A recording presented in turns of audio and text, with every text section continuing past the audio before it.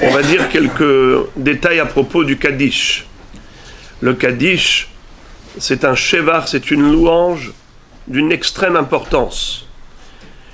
Le Chachamim nous disent que celui qui répond Amen Yehi Shemeh Rabba Bechol Koho, alors il méritera que même si Chas Veshalom, il y avait un décret de 70 ans de malheur qui était à son encontre, seront transformés en 70 ans de bonheur. Tellement c'est important de répondre au Kaddish Yehi Shemeh Rabba Mevarach. Lorsqu'on dit Amen Yehi Shemeh Rabba Mevarach, il faut marquer un arrêt, une interruption entre Amen et Yehi Shemeh Rabba Mevarach Le'alam ou L'Alme Almaya. Pourquoi? Parce que le Amen, ça se rapporte au passé, à ce que le Chazan a déjà récité dans le Kaddish. Et Yehi Shemeh Rabba Mevarach, c'est une supplication nouvelle. Donc il ne faut pas dire Amen Yehi Shemeh Rabba Mevarach. Son Amen, et on s'arrête une seconde, ensuite Yehi Shemeh Rabba. D'ailleurs, le Shaliach Tzibour, lui, quand il a dit Ve'imru Amen, il ne répète pas Amen Yehi Shemeh Rabba. Il dit que Yehi Shemeh Rabba Mevarach. Jusqu'où on doit réciter Yehi Shemeh Rabba Mevarach Le'alam ou L'Alme Almaya. Idbarach Vishtabar, jusqu'où? Alors on a 3 chitotes. Selon le Gaon de Vilna, on s'arrête à Almaya. Yehi Shemeh Rabba Mevarach Le'alam ou L'Alme Almaya. Point. Selon le Shulchan Aruch, on va jusqu'à un mot de plus. Idbarach. Yehi Shemeh Rabba Mevarach Le'alam ou L'Alme Almaya Yitbarach. Point. Selon le Harizal, et c'est comme ça qu'est le Minhag Sefarad, on va dire jusqu'à Da'amiran Be'alma. Yehi Shemeh Rabba Mevarach Le'alam ou L'Alme Almaya Yitbarach V'ishtabach V'itpa'ar V'itromam V'itnase V'ithadar V'it'alle V'ithallal Shemeh Dekudsha Berichuhu Le'ela Min Kol Birchata Shirata Tishbehata Menechamata Da'amiran Be'alma. Point. Ça fait combien de mots? 28 mots. Comme la valeur numérique de Koach. Koach c'est Kaf, Het. Kaf c'est 20, Het c'est 8. 28. 28 mots, on va dire. Et d'après le Gaon de Vilna qui dit qu'on s'arrête à Le'alam ou L'Alme Almaya, ça fait combien de lettres? 28 lettres. Pour l'un c'est 28 lettres, pour l'autre c'est 28 mots. En tout cas, notre minhag à nous c'est d'aller jusqu'à Ve'alma. C'est la raison pour laquelle le Shaliach Tzibour doit être sympathique entre guillemets et ne pas faire rapidement, d'arriver à Berichou rapidement, parce que les autres n'ont pas le temps de dire les 28 mots. Prends le temps, laisse-leur aux gens le temps de dire Damiran Be'alma, et qu'ils puissent le dire convenablement, que ce ne soit pas du TGV, parce que sinon ils ne savent même pas ce qu'ils disent. On vient de dire maintenant que c'est tellement important que même Chas V'Shalom, un décret de 70 ans, il est déchiré, il est annulé, grâce à quoi? Grâce à ce Yehi Shemeh Rabba Mevarach Bechol Koho, c'est-à-dire Bechol Kavanato. Le faire avec énergie, dynamisme, enthousiasme et ferveur et penser à ce qu'on leur dit. C'est un shevach extraordinaire. Donc, qu'est-ce qu'il faut faire? Il faut prendre le temps de le dire convenablement. Mais si le Shaliach Tzibour met la pression et il arrive Berichou, les gens veulent répondre Amen, eh bien, à cause de ça, ils sont obligés de faire très rapidement.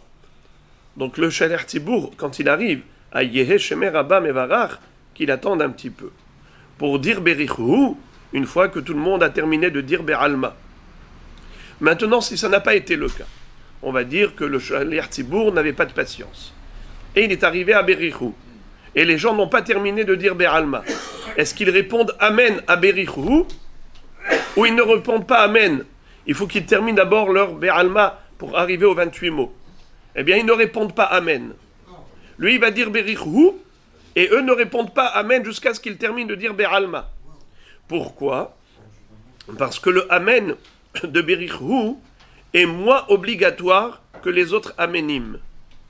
La preuve, c'est que les Ashkenazim ne répondent pas Amen du tout quand le Shaliach Tzibur arrive à Berichou. Les Ashkenazim, comment ils disent? Berichou. Le Shaliach Tzibur, il dit Berichou. Eux, ils disent aussi Berichou. Ils disent pas Amen. Alors, de ce fait, on n'a pas à répondre Amen si on n'a pas terminé Be'alma. Par contre, si le Shaliach Tzibur est arrivé après Be'alma, lui, il a dit Da'amiran Be'alma ve'imru Amen. Ce Amen est obligatoire. Et par conséquent, même si nous, on n'est pas encore arrivé à Be'alma, il faut répondre Amen et continuer ensuite à Be'alma. Pardon? Pourquoi on fait le Kaddish en araméen et non pas en hébreu? Le Kaddish en araméen, c'était la langue parlée à l'époque. À l'époque, c'était comme ça que les gens parlaient. Ils parlaient en araméen. C'est comme ça qu'ils comprenaient. Premièrement. Deuxième. Hein? Alors il faut le traduire. Vous avez raison. Il faut absolument qu'on sache le traduire. Mais la langue araméenne, elle a aussi une kedusha. C'est pour ça qu'on traduit aussi la Torah en araméen. Ça a une kedusha. À part le fait que les gens parlaient l'araméen à l'époque, il y a aussi une kedusha particulière dans l'araméen. Et aussi, on peut dire la chose suivante, ça c'est déjà personnel. Vous savez que la Gemara nous dit qu'il ne faut jamais faire des demandes en araméen. Et la Gemara pose la question, elle dit, pourquoi? Pour quelle raison? Parce que les malaché hacharet, l'omakirin belachon arami. Parce que les anges ne comprennent pas l'araméen. Or, tu as besoin de l'intervention des anges pour apporter ta tfila devant le trône divin.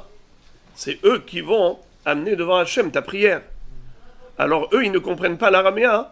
Ils ne seront pas intéressés à s'occuper de ta tfila.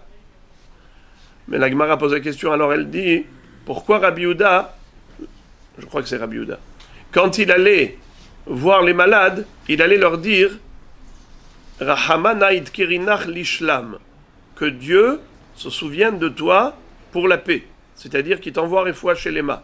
Mais il disait ça en araméen. Pourtant, on a dit que faut pas le dire en araméen puisque les malachim n'apprécient pas cette langue. Eh bien, la Gemara de répondre Sha'ane chole de shrina shora mera ashotav. Un malade, c'est spécial.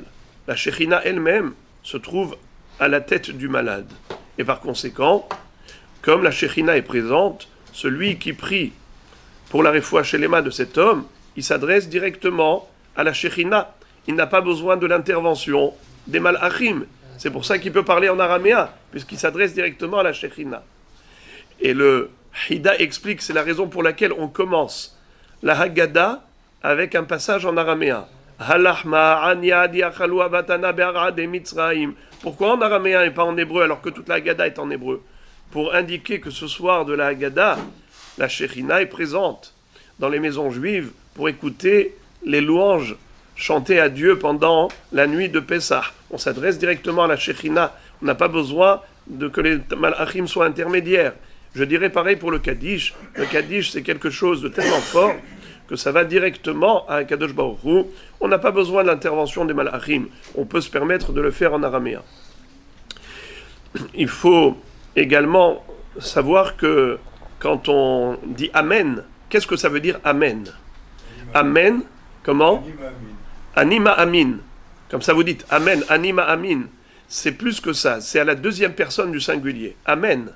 Toi, Kadosh Baruch Hu, fasse en sorte que ces choses-là qu'on vient de dire soient ne'emanim, soient crédibles.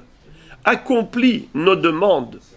Réalise-les de manière à ce que ce qu'on vient de dire maintenant soit ne'eman. Amen. C'est comme emet ve'emuna. Fasse en sorte que les choses soient emet. Alors ça, c'est quand on répond au Amen du Kaddish. Mais quand on répond au Amen de certaines louanges. Par exemple, Baruch ata Hashem Elokeinu melech haolam boré peri ha'adama, boré peri ha'etz. On dit Amen. Qu'est-ce que ça veut dire Amen? Amen, ça veut dire Emet. Je confirme qu'en effet, ce que tu viens de dire, c'est vrai. Emet. Amen. Que Dieu est le créateur du monde. C'est lui qui a créé ce fruit. Et ainsi de suite. Quand on répond Amen à la Chazara du Shaliach Tzibur, il dit par exemple Refaenu Hashem Venerafe, Baruch ata Hashem Rofe Chole Amo Israël. Quand on dit Amen, à quoi faut-il penser? aux deux kavanot, aux deux interprétations. Amen, pour le début de la bracha, où c'était une demande. Refaenu, Hachem guéris-nous. Amen, oui, Hachem guéris-nous. Je demande à Hachem d'être Amen, d'être Amet, de concrétiser réellement ce qui vient d'être demandé par le Shaliach Tzibour. Mais quand il a terminé Baruch Ata Hashem Rofeh Cholei Amo Israël, il déclare, il proclame que Dieu est le médecin, le docteur d'Israël. C'est lui qui est le guérisseur d'Israël. Oui, je le confirme, que Dieu guérit les maladies d'Israël. Rofeh Cholei Amo Israël, tous les malades d'Israël. Donc dans chaque bracha, quand on répond Amen, il y a une double kavana dans le Amen. Voilà donc quelques détails par rapport au Amen. Il faut le savoir aussi qu'il faut se tenir pendant le Kaddish comme pendant la Hamida, avec les deux pieds joints, comme pendant la Hamida, et pas marcher pour faire le Kaddish. Celui qui récite le Kaddish, il faut qu'il se tienne droit, debout, pas en marchant. Et aussi, certains pensent que c'est exactement comme pour la Hamida, où on interdit de passer devant celui qui prie. On n'a pas le droit d'entrer dans les quatre amotes, dans les quatre coudées du prieur. Pendant que quelqu'un fait la Hamida, si tu veux marcher devant lui, tu dois marcher au-delà de 4 coudées, pas dans ces 4 coudées, dans les 2 mètres devant lui. Certains disent que c'est pareil pour le Kaddish. On n'a pas le droit de marcher devant celui qui récite le Kaddish, mais c'est seulement jusqu'au dernier Amen des 5 premiers Amenim. Lorsqu'il commence Yehe Shelama Rabba ou Al Israël vers le Rabbanan, à ce moment-là, tu peux passer devant lui, parce que là où on dit que c'est comme la Hamida, c'est jusqu'à la fin des 5 premiers Amen. Ve'imru, Amen. Qu'Hachem exauce toutes nos prières. Ken Yehi Ratzon.